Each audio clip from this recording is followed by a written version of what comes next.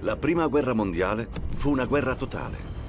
Tutte le risorse, umane, tecnologiche, industriali e finanziarie, vennero consacrate alla distruzione.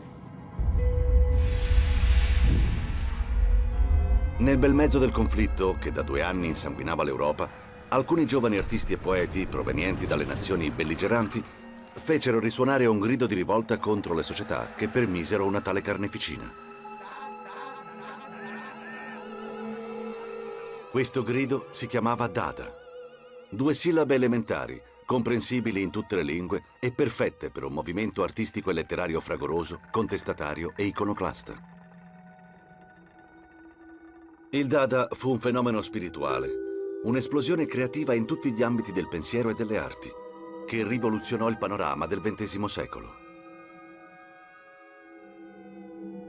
Questa corrente, infatti, fu opera di alcuni tra i più grandi nomi dell'arte moderna: Marcel Duchamp, Man Ray, Francis Picabia, Max Ernst, Jean Arp, Raoul Hausmann e molti altri. Il Dada non visse a lungo, perché non era fatto per durare.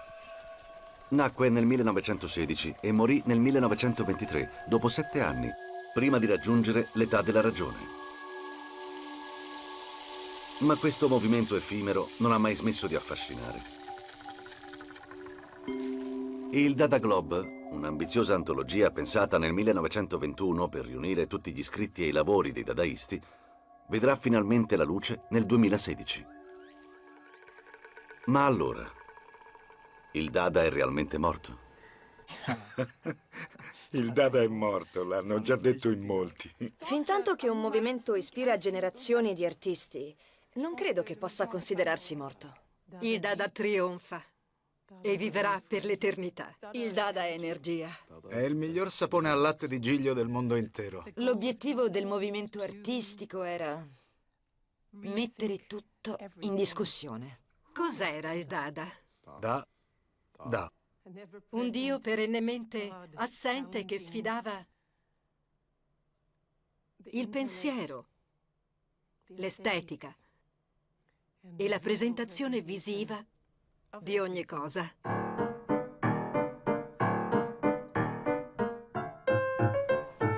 Zurigo, 1916.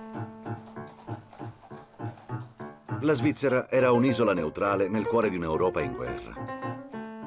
Mentre i soldati francesi e tedeschi si affrontavano sui campi di battaglia di Verdun, i refrattari alla guerra trovavano rifugio nella capitale svizzera. Qui i 2 coniugi tedeschi, Hugo Ball, pianista e scrittore squattrinato, ed Emmy Hennings, pacifista convinta, poetessa e cantante di cabaret, si trasferirono in un minuscolo locale che battezzarono le Cabaret Voltaire. Il luogo attirò ben presto un gruppo di giovani intellettuali che si trovavano in città per sfuggire alla guerra. Tristan Tzara e Marcel Janco, 2 giovani studiosi rumeni. Jean Arp, artista alsaziano. Sophie Teuber, unica svizzera del gruppo, artista e insegnante di Art Deco. E Richard Hülsenbeck, tedesco, poeta e batterista, affascinato dai ritmi della musica nera che iniziava a penetrare in Europa.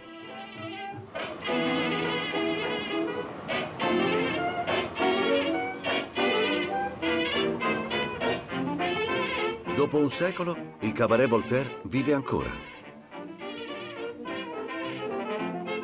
Questo locale alternativo è gestito da Adrian Notz, che qui tenta di perpetuare lo spirito Dada. Il Cabaret Voltaire venne inaugurato il 5 febbraio del lontano 1916, proprio qui, in questo stabile. Per comprendere meglio il contesto politico di quegli anni, si può utilizzare una metafora davvero calzante dello stesso Hugo Ball. La Svizzera era una gabbia per uccelli circondata da leoni ruggenti. Questo significa che molti intellettuali e artisti trovarono rifugio in Svizzera, perché era l'unica nazione neutrale, accerchiata dal resto dell'Europa dove imperversava la guerra. Hugo Ball ed Emmy Hennings giunsero a Zurigo nel 1915, un anno dopo l'inizio del conflitto, grazie ad alcuni contatti strategici con persone dell'ambiente politico svizzero, in particolare socialisti, pacifisti, anarchici, ma anche nudisti e vegetariani. A quel tempo essere vegetariani era rivoluzionario.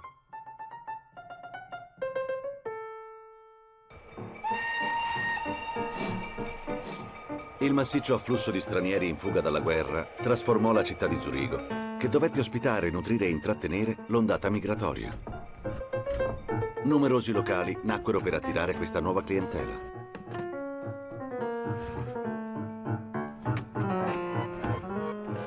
Fra i tanti c'era anche il Cabaret Voltaire, situato in un vicolo del quartiere popolare di Zurigo.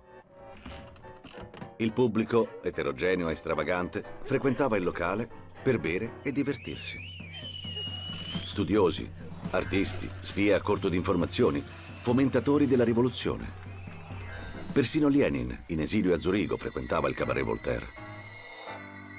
I muri erano ricoperti di opere degli amici del cabaret: Picasso, Kandinsky, Leger, Matisse e altri ancora. Ogni sera Hugo Ball, Amy Hennings e i loro amici organizzavano conferenze, letture di poesie, concerti e balli, il tutto impregnato di un profondo spirito di rivolta. Che corran pure anelando gli uomini. Oggi la pioggia cade ancor più smorta. Senza sosta avanziamo nella vita, attraversandola in sonno, turbati.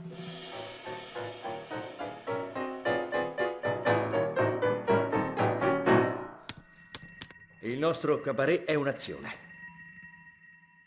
Ogni parola che viene cantata o pronunciata dimostra che quest'epoca avvilente non è riuscita a conquistare il nostro rispetto. Del resto, cos'ha di così rispettabile o impressionante? I cannoni? Il nostro tamburo li rende impercettibili. L'idealismo? Fa ridere da ormai troppo tempo. Le celebrazioni delle carneficine, gli sfruttamenti eroici del cannibalismo? La nostra deliberata follia e il nostro entusiasmo per l'illusione li annienteranno.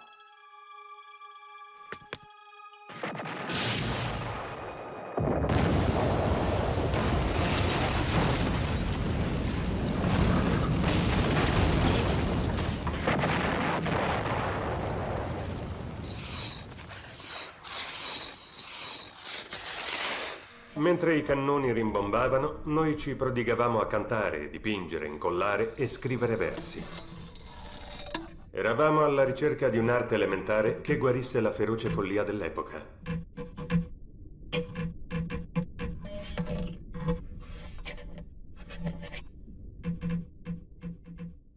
Spesso mi chiedono l'origine del nome Dada, quando e come sia stato inventato. Ebbene, nacque nell'aprile del 1916 proprio qui, al Cabaret Voltaire.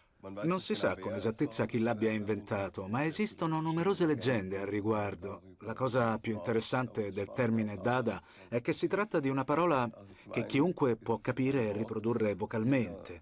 Per quanto riguarda la sua nascita, secondo alcuni si tratterebbe della prima parola pronunciata da un bimbo, Dada oppure Mama. L'unica cosa che sappiamo per certo è che all'epoca Dada era un'unione di sillabe e suoni, un atteggiamento. Non esisteva il dadaismo come movimento artistico e poetico, ma solo Dada. Gli artisti non potevano essere legati a un linguaggio, quindi usarono una parola elementare e senza significato. Il loro obiettivo era cambiare il mondo. La parola Dada ha origine nel dizionario. In francese significa cavallo a dondolo. In tedesco, va al diavolo, arrivederci, alla prossima. In rumeno, sì, in effetti, ha ragione, è così, d'accordo, ce ne occuperemo. Una parola internazionale. Una sola parola come movimento.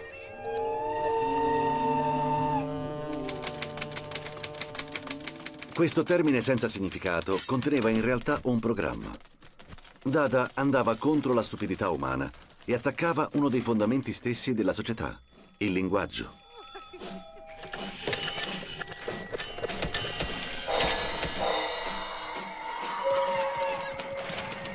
La lingua doveva essere polverizzata, poiché rappresentava l'identità nazionale. Da. Queste due sillabe, che non erano rumene, né francesi, né tedesche, nemmeno inglesi, esistevano al di là delle lingue. Dada metteva l'internazionalismo in primo piano, una rivoluzione in un'Europa accecata dai vari nazionalismi. Tristan Tzara e Marcel Janco parlavano rumeno e francese. In seguito impararono un po' di tedesco. Hugo Ball, Richard Hulsenbeck ed Emmy Hennings erano germanofoni. Jan Arp alternava senza difficoltà francese e tedesco, mentre Sophie Teuber-Arp parlava svizzero-tedesco. C'era quindi un miscuglio di lingue e il problema principale era trovare un modo per comunicare. Quando i dadaisti compresero che ci si poteva capire anche senza una lingua comune e soprattutto senza le parole, iniziarono a smembrare il linguaggio, a scrivere poesie fonetiche, nonsense cacofonici, oppure a utilizzare un numero indescrivibile di parole che rendevano il risultato incomprensibile. Un esempio può essere il poema simultaneista per 3 voci L'ammiraglio cerca una casa da affittare, originariamente declamata all'unisono da Hulsenbeck, Janco e Tzara. Boum! Ahoy, ahoy! Il déshabilla sa chair. Des Admirals gewirktes Brandkleid schnell à brûler. J'ai mis le cheval dans Der la Papen macht serpent Ravagen à in Bucarest. der Nacht. L'elemento più interessante della poesia L'ammiraglio cerca una casa da affittare, uscita nel 1916 nella rivista Cabaret Voltaire, è che utilizza 3 lingue, inglese, tedesco e francese. Très intéressant. Les gris. E, cosa ancora più importante, si tratta delle 3 lingue nazionali dei paesi in guerra tra loro. Così, in un parallelismo geniale, come gli stati si scontravano in battaglia, 3 lingue giocavano al massacro all'interno del poema. Der Journal de Genève au Zweilonlöwe ist kein restaurant. Schwan. Le télégraphiste Wer assassine. Wasser braucht, findet La im Klosett. concierge qui m'a trompé et l'a vendu Meistens was l'appartement que möglich j'avais hat. loué. Ahoi, juhe! Ahoi, juhe! La giusta posizione di lingue nemiche era una provocazione in un'Europa in cui imperavano i valori della guerra. Le fantasie dei dadaisti rifugiati a Zurigo non posero limiti all'impertinenza. Erano rumorosamente orchestrate contro l'apocalisse del mondo esterno.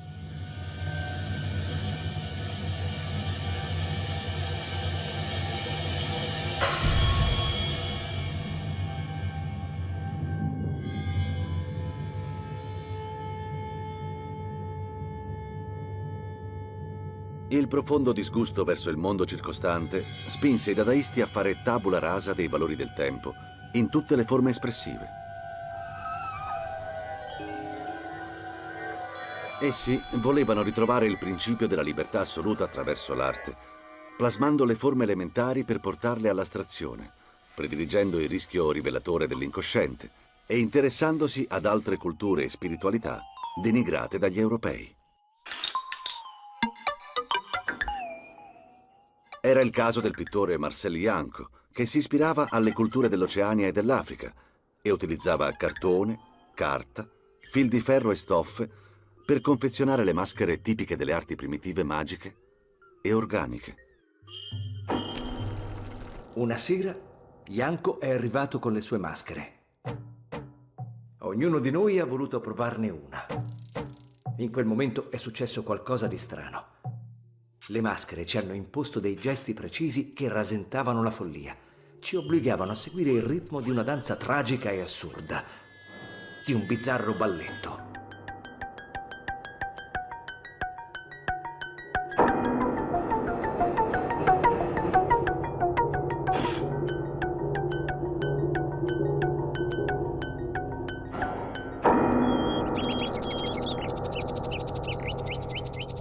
Fino alla follia, fino allo svanimento. L'angoscia era una componente essenziale delle performance basate sulle sensazioni. Anche Hugo Ball, artista anarchico e allo stesso tempo mistico, interpretava con affanno i suoi poemi fonetici, una successione di sillabe private di senso, affinché la parola trovasse la sua alchimia assoluta, il suono. Il 23 giugno 1916 Hugo Ball apparve al Cabaret Voltaire indossando uno stravagante costume da vescovo. Lo aveva definito un costume cubista, lo aveva disegnato e confezionato a mano, probabilmente con l'aiuto del collega Marcel Janco, e aveva annunciato a Tristan Tzara che la sera stessa avrebbe recitato alcuni dei suoi poemi fonetici travestito da vescovo magico.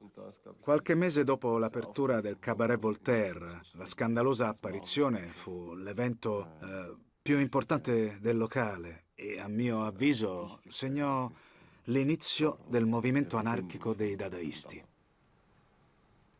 Jolifanto bamblao falli bambla grossigam fablaurem anlogobum blagobum bosofadaga.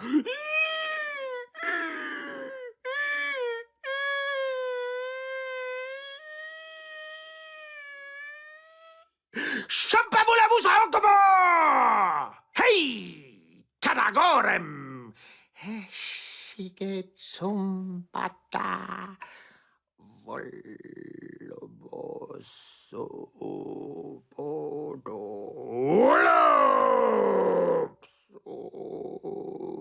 Bodo Tumba Baum. Le follie del Cabaret Voltaire non durarono a lungo. Appena qualche mese. Il locale chiuse i battenti per una lamentela per schiamazzi notturni. Per assurdo, durò meno della battaglia di Verdun.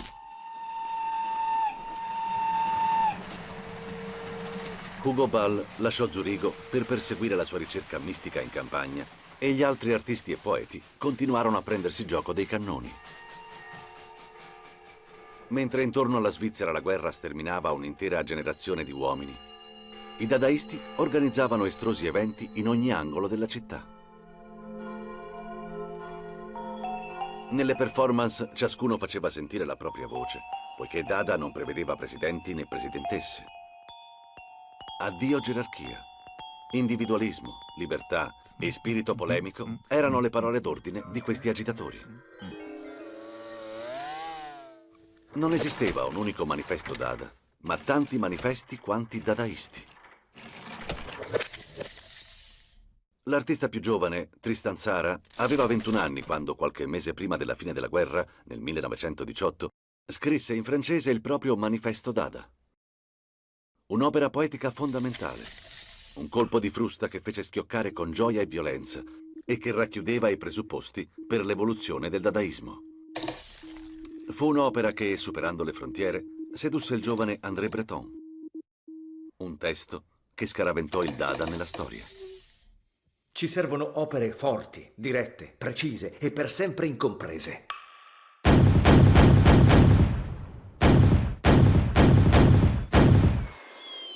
Sposata con la logica, l'arte vivrebbe nell'incesto, accoppiandosi da sola. La morale ha determinato la carità e la pietà. Due palle di grasso simili agli elefanti e che chiamiamo buone, ma in loro non c'è nessuna traccia di bontà. La bontà è lucida e decisa, inesorabile nei confronti dei compromessi e della politica. Sentimentalità. Guardando gli uomini che litigano e si infastidiscono, hanno inventato il calendario e il farmaco per la saggezza. Affibbiando etichette, la battaglia dei filosofi si scatena e si capisce ancor di più che la pietà è un sentimento, come la diarrea rapportata al disgusto che rovina la salute, l'immondo compito delle carogne di compromettere il sole. Io proclamo il lutto accanito, con tutti i mezzi del disgusto dadaista. Qualsiasi prodotto del disgusto destinato a negare la famiglia è Dada. Protesta a suon di pugni con il proprio essere in azione distruttiva, Dada. Abluzione della logica, danza dell'impotenza della creazione, Dada. Ogni oggetto, tutti gli oggetti, i sentimenti, le oscurità, le apparizioni e lo shock di linee parallele, Dada. Abolizione della memoria, Dada. Abolizione dell'archeologia, Dada. Abolizione dei profeti, Dada. Abolizione del futuro, Dada. Libertà, Dada, Dada, Dada, ululato di dolori raggrinziti, intreccio dei contrari e di tutte le contraddizioni, del grottesco, delle inconseguenze. La vita. Da da da da da da da da. Oh fifi soda fifi fi fi fi fa fa. Oh fifi soda fifi fa fi fa fi fa fi fa.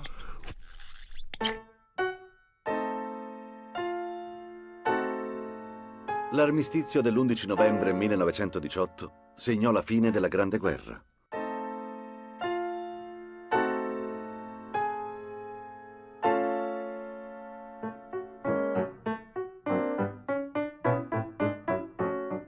Il Dada non aveva più motivo di restare a Zurigo ed esplose in tutto il mondo. Il movimento conquistò New York con Man Ray e Marcel Duchamp. Si propagò a Berlino, dove, al termine della guerra, rivendicò risolutamente la sua anarchia intorno a Raoul Hausmann, Hannah Höch e Johannes Bader, raggiunto da Richard Hülsenbeck. A Colonia, dove Jean Arp ritrovò Max Ernst e Johannes Bargeld, il Dada fu sconcertante, violento e insolente. Ad Hannover fu rappresentato da un solo uomo, Kurt Schwitters. A Barcellona, nei Paesi Bassi e in Giappone, eventi Dada fecero scalpore. A Parigi esplose con Tristan Tzara, che venne accolto calorosamente da André Breton, Philippe Soupeau, Paul Éluard, Georges Ribemont de Seigne e Francis Picapia.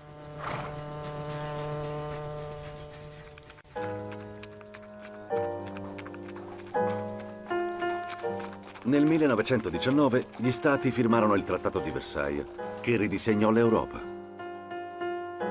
La caduta degli imperi creò nuovi confini per migliaia di chilometri e il continente divenne un crogiolo di nazioni, con difficoltà nella circolazione e nella comunicazione. Tuttavia, in un'epoca in cui internet non esisteva, i dadaisti crearono una vasta rete di rapporti. Coloro che avevano esaltato l'internazionalismo rifiutarono confini e filo spinato.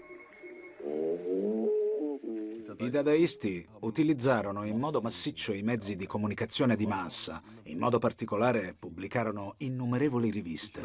Penso che proprio queste siano state uno dei principali e più efficaci mezzi di comunicazione ed espansione del movimento. Gli artisti, infatti, si ritagliarono un vero e proprio spazio per promuovere il Dada e attraverso la stampa e le serate evento riuscirono a creare dei veri e propri momenti di aggregazione e confronto.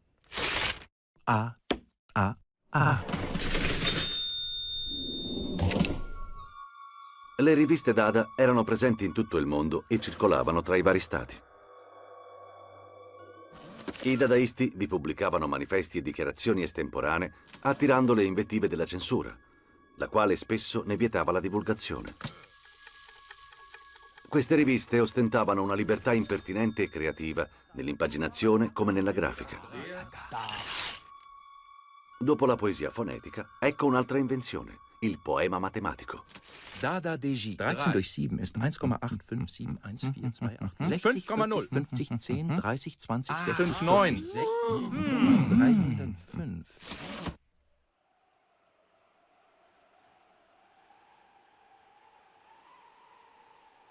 Cosa c'era di meglio dello snocciolare cifre e numeri in reazione all'assurdo bilancio della Prima Guerra Mondiale, che si traducevano in migliaia di volti mutilati, milioni di caduti e dispersi, milioni di proiettili.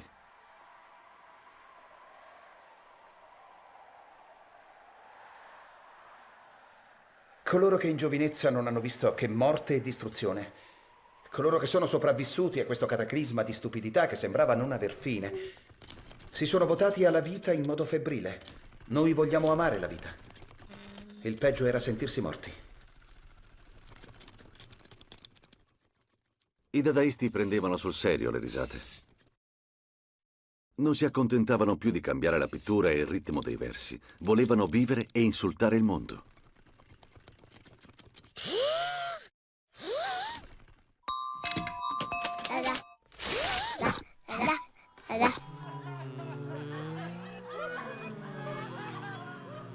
Come il poeta francese Philippe Soupaul, anche l'artista tedesco Raoul Hausmann, poeta, ballerino, scultore e tecnico del montaggio, affermava con vigore la necessità di gioire della vita. Noi vogliamo ridere, ridere, ridere, ridere e fare ciò che preferiamo. Vogliamo essere gli amici della frusta per fustigare l'uomo stabile. Noi viviamo per l'incertezza, non vogliamo il senso né i valori che lusingano i borghesi. Auspichiamo i non valori e il non senso. Noi stessi creeremo il nuovo mondo.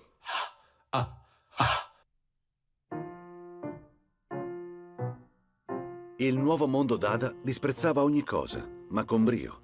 Il movimento condannava tutti gli accademismi e gli ismi in generale. Sputava sul cubismo, sul futurismo, sull'espressionismo, sulle scuole d'arte classiche come su quelle d'avanguardia, perché il Dada rifiutava la condizione di scuola letteraria o di dottrina estetica. Dada era un'attitudine, era protesta, era illogico e demoliva ogni cosa.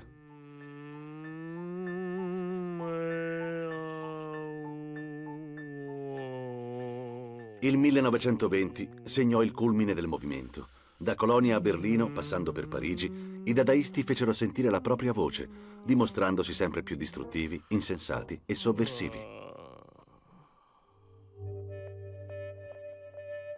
Che cosa potevamo fare noi, giovani arrabbiati, se non demolire tutti i fondamenti della civiltà occidentale? Iniziando dal culto della ragione, della logica, della morale cristiana, del linguaggio convenzionale, della bellezza convenzionale, della poesia convenzionale, in una parola, della stupidità convenzionale. Le mie opere dell'epoca non erano destinate a sedurre, bensì a far gridare. E fu proprio con l'intenzione di far gridare il pubblico che Max Ernst organizzò a Colonia un'esposizione molto particolare, in collaborazione con altri due artisti radicali, gli amici Jean Arp e Johannes Bargeld. La sua insolenza arrivò a provocare la rabbia dei visitatori, che distrussero il locale e calpestarono le opere esposte. Per accedere alla mostra si attraversava innanzitutto il bagno, per poi imboccare un corridoio tappezzato di pagine di libri di scienze naturali. All'ingresso una ragazza in abito da comunione intonava versi osceni. In gonna e mutandine ti faccio le coccoline, entri allegro nelle mie grotte e mi strapazzi giorno e notte. La mostra ebbe luogo in un cortile interno. In un angolo, Johannes Bargeld posizionò un acquario colmo di un liquido rosso come il sangue. Sul fondo dell'acquario si trovava una sveglia, mentre in superficie galleggiavano una chioma di donna e il braccio di un manichino. La macina tritaossa del parrucchiere non violento era un collage in rilievo che utilizzava vecchi rocchetti di filo, fil di ferro, avanzi di cotone, arti di bambole, ingranaggi di orologi e altri oggetti che si trovano di solito nella spazzatura. Il giorno dopo la stampa definiva Max Ernst un impostore. Quanto ai collage appesi ai muri, li qualificarono come osceni.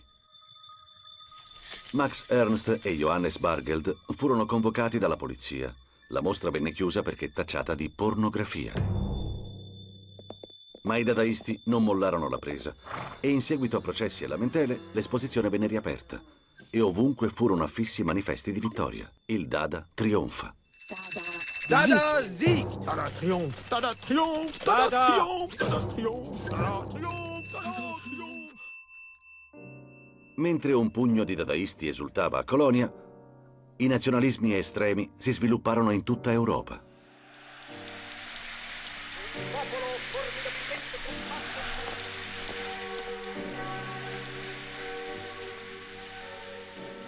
In Francia fiorirono idee patriottiche, fanatiche e xenofobe. E i giornalisti iniziarono a vedere di cattivo occhio il dadaismo, fatto di nichilisti che rifiutavano ogni ordine morale e predicavano più che mai l'internazionalismo.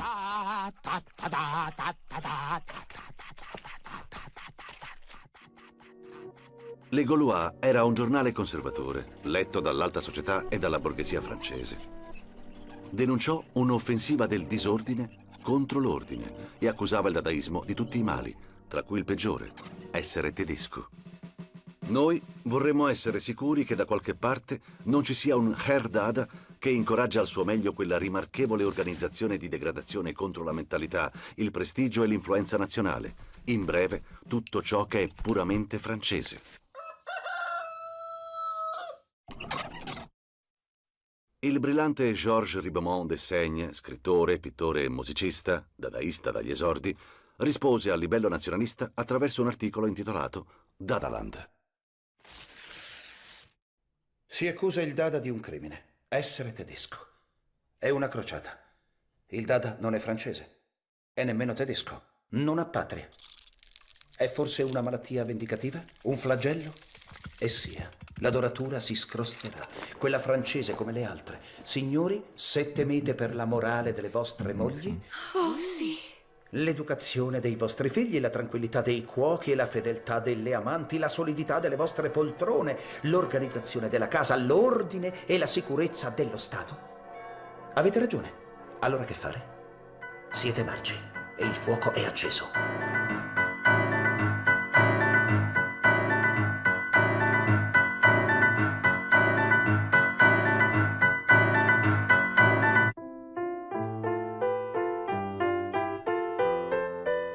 Le scintille di speranza e libertà abbracciarono la Parigi del dopoguerra. Tutta la gioventù che non rientrava nei ranghi non aveva alcun interesse nell'intonare la marsigliese. La Parigi degli anni folli divenne capitale intellettuale e meta obbligatoria per qualsiasi artista, scrittore, poeta o filosofo. Ci si incontrava nei caffè, si discuteva, si cambiava il mondo, le donne si emancipavano, accorciando le gonne e tagliando i capelli. Una frenesia culturale si impossessò della città. Il jazz animava le notti di una capitale cosmopolita, per la gioia di molti.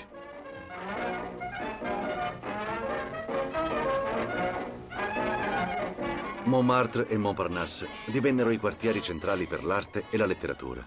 Invece i dadaisti, contrari anche alle avanguardie, preferivano incontrarsi lontano dai locali alla moda, lungo un'antica via di Parigi, in un piccolo bistrò, il Certat, dove si sorseggiavano cocktail dadaisti. Fu proprio lì che Marcel Duchamp, sbarcato da New York, incontrò per la prima volta i dadaisti parigini.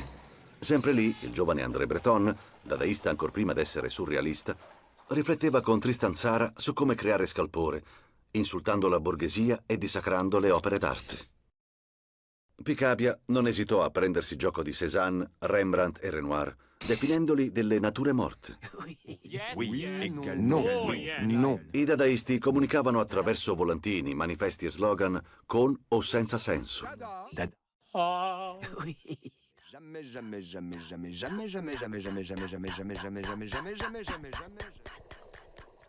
Nel 1920 la parola Dada, sinonimo di provocazione, era sulla bocca di tutti. Ciò che trovo interessante del movimento dadaista è la capillare organizzazione di eventi aperti al pubblico, nei quali si dava spazio a letture, declamazioni poetiche, così come ad esibizioni più divertenti come balli e piccole scenette di carattere teatrale e musicale. Da questo punto di vista si trattava di un qualcosa di completamente nuovo, poiché l'arte non aveva più luogo e rappresentazione esclusivamente in un quadro, in un testo, in una scultura piuttosto che sopra un palco, bensì nel bel mezzo di un evento. Il 27 marzo 1920 fu una data memorabile nel calendario Dada. A Parigi, nel teatro della Maison de l'Œuvre, la folla si radunò per assistere alle ultime creazioni del movimento.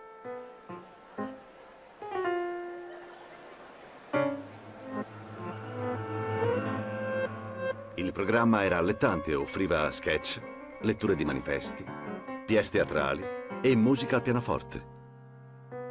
Il passo dell'insalata riccia fu seguito dal ventriloquo scordato. Il merlo muto precedette il manifesto a olio. Infine, il manifesto cannibale, scritto da Francis Picabia e letto da André Breton, venne accompagnato al piano da Marguerite Buffet. Siete tutti sotto accusa. Alzatevi in piedi. L'oratore non può parlarvi se non siete in piedi. In piedi come per la Marsigliese, per l'inno russo, per il God Save the King. In piedi come quando si è di fronte alla bandiera. Vi siete seduti?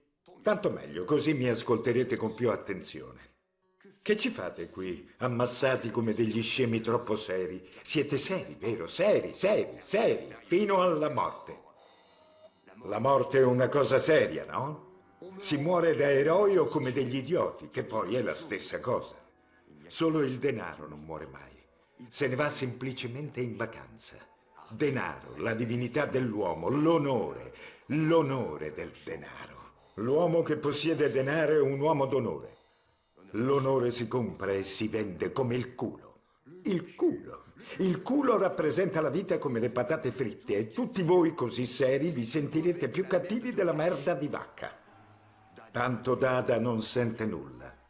Lui non è nulla. Come le vostre speranze, nulle. Come il paradiso, nullo. Come gli idoli, nulli. I politici, nulli. Gli eroi, nulli. Gli artisti, nulli. Le religioni, nulle. Fischiate, urlate, tagliatemi la gola, sì. E io vi ripeterò che siete dei polli. Fra 3 mesi io e i miei amici vi venderemo i nostri quadri per qualche franco.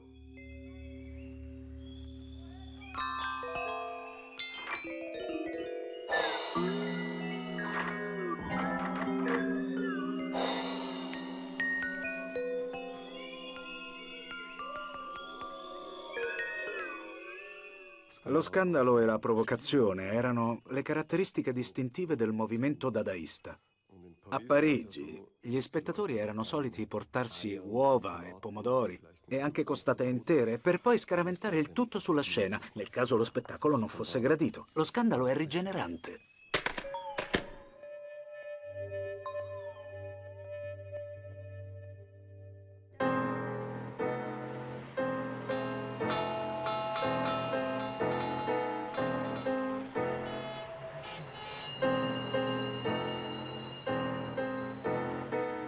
Mentre a Parigi la vita intellettuale riacquistava vigore, nella Germania sconfitta lo spirito di festa non si faceva sentire. Oltre ai debiti, la nazione doveva far fronte anche alla crisi politica ed economica. Una parte della popolazione era privata di ogni bene materiale. Povertà ed esclusione sociale aumentavano.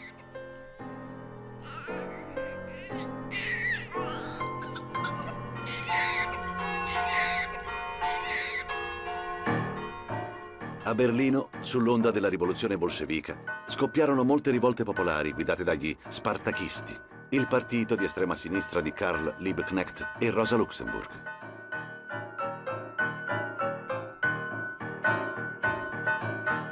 I dadaisti berlinesi abbracciarono questo moto rivoluzionario.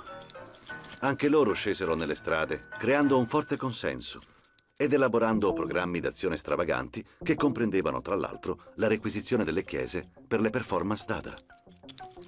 Ma in Francia, in Germania e in qualsiasi altro paese, il ritornello nei manifesti del movimento era la parola nulla. L'obiettivo Dada non era una ricostruzione basata su nuovi valori, bensì una pulizia generale per arrivare al nulla.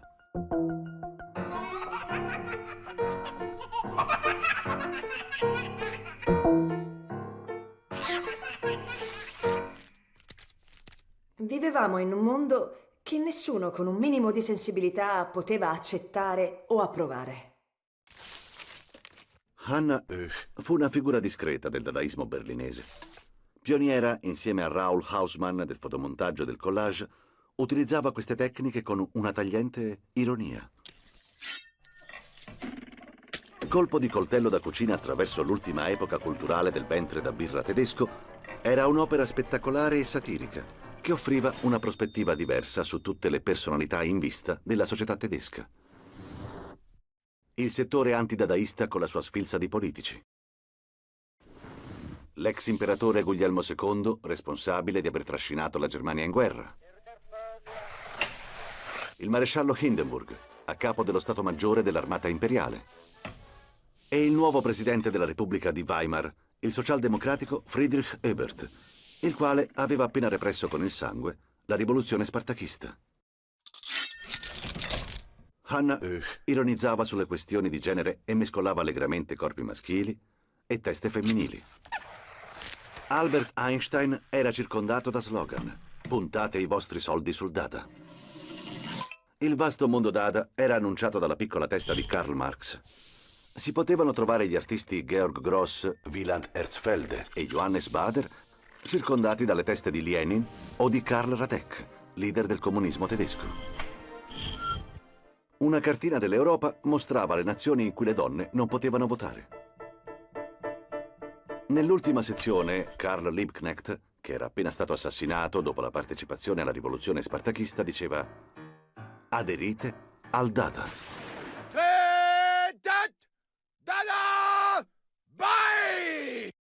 Questo collage fu l'opera più grande mai esposta alla Fiera Internazionale, il maggior evento Dada a Berlino nel 1920. L'esposizione fu organizzata dai 4 dadaisti più radicali della città: Georg Gross, Raoul Hausmann, Johannes Bader e John Hertfield.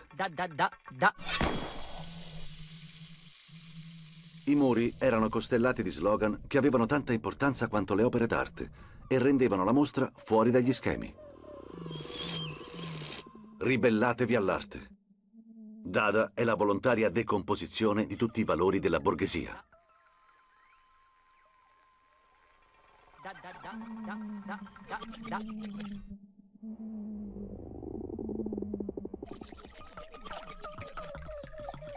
L'arcangelo prussiano fu una provocazione suprema.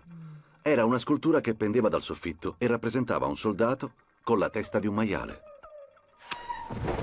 I berlinesi rimasero scioccati dalla violenza che sprigionavano le opere sull'atrocità della guerra.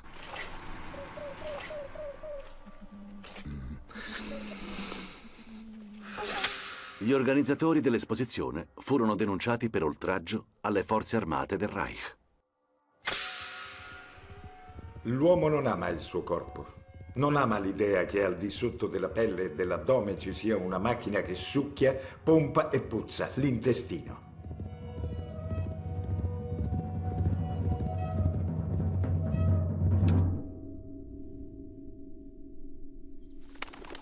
Il 1920 fu senza dubbio l'anno più fecondo per il dadaismo.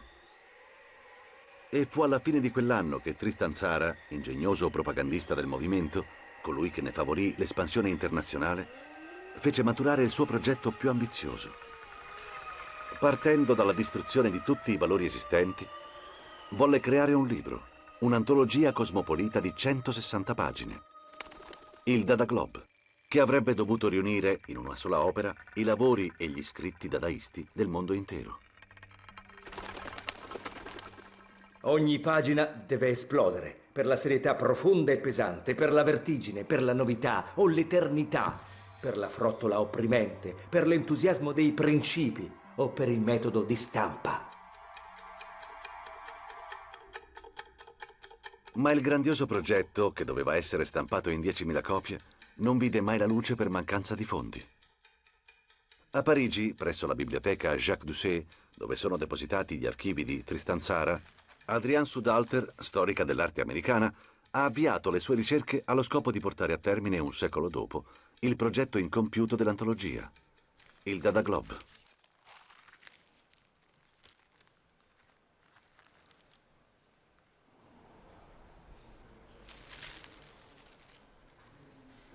A partire da numerosi appunti e liste stabilite da Tristan Tzara, la donna vorrebbe ricostruire i pezzi di un grande puzzle per avvicinarsi il più possibile all'opera sognata dall'artista.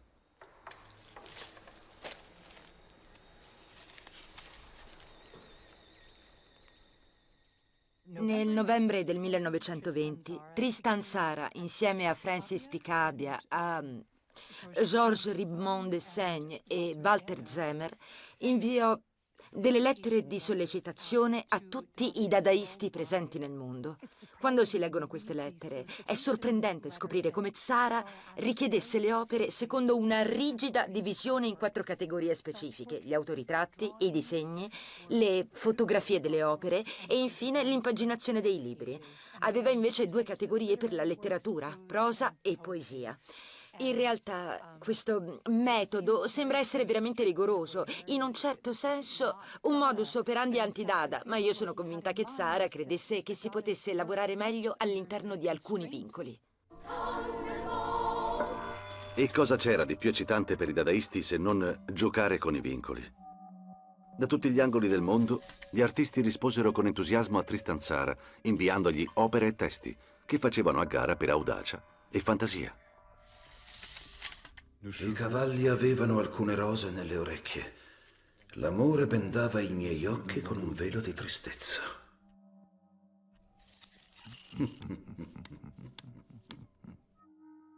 Sono un asino che ride, San Pietro equilibrista, martire della pittura astratta, Santa Vergine dell'orinatoio Montrouge. Ho mostrato ai miei nemici amici che non esisterà nulla senza di me nella pipa pittura merdiale. Io credo alla donna messa nella posizione e alla misura dei sessi messi a 69 e al divino sperma teosofico. San Pietro della linea dritta. Ovviamente c'era della comicità, tuttavia penso che l'altra faccia della medaglia, ciò che stava dietro al movimento artistico e al progetto di Zara, non fosse divertente, ma quasi disperato.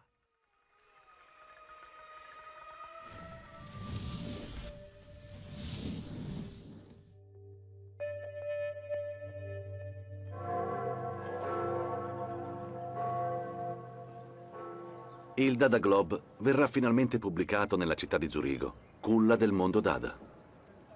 Eccoci. Ma come avvicinarsi il più possibile a quello che voleva Tristan Tzara?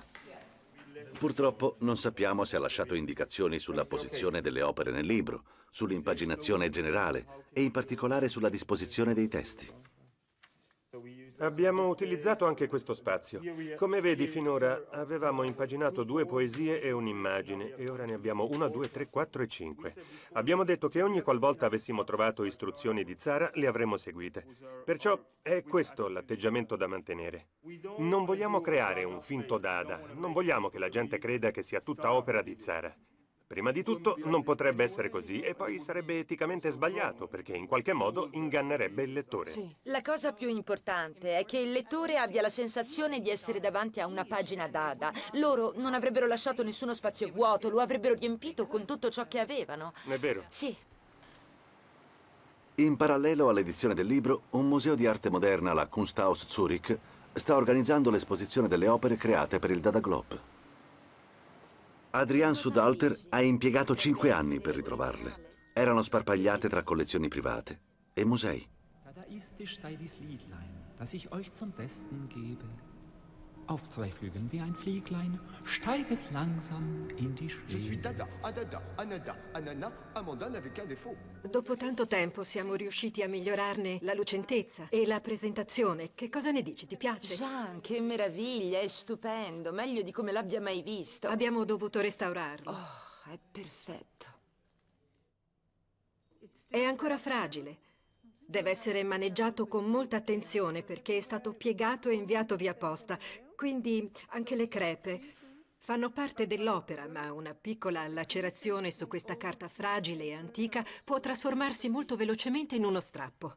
Se dovessi spiegare perché il Dada Globe è così importante, per quale motivo abbia così tanto valore per noi e per il mondo intero, è perché si trattava di un progetto incredibilmente innovativo e produttivo. Gli artisti crearono appositamente delle opere. È vero, in alcuni casi inviarono vecchie foto oppure lavori già esistenti, ma altri artisti risposero con entusiasmo alla chiamata di Tzara e crearono opere di sana pianta, molte delle quali oggi sono considerate icone del movimento dadaista. Ebbene, esse nacquero per il Dada Globe e non sarebbero qui se non fosse stato per questo volume. Il miglior esempio fu senza dubbio l'usignolo cinese, un collage creato da Max Ernst per il Dada Globe, che dopo il dadaismo divenne uno dei simboli del surrealismo.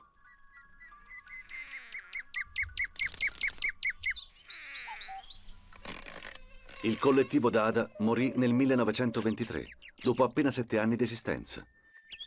La magia che riunì artisti tanto creativi quanto differenti si spense.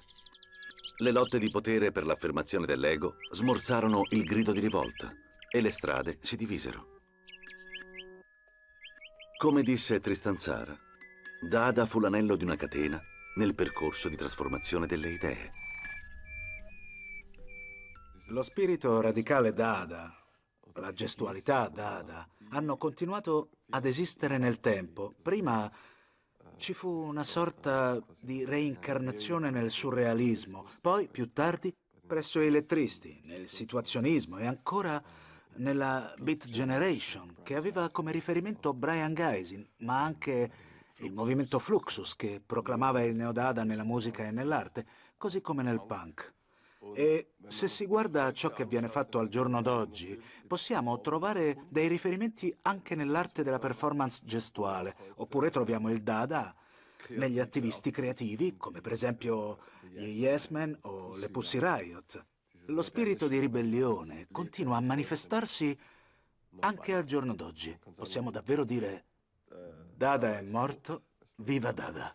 Perium, perium, peri, pernumum.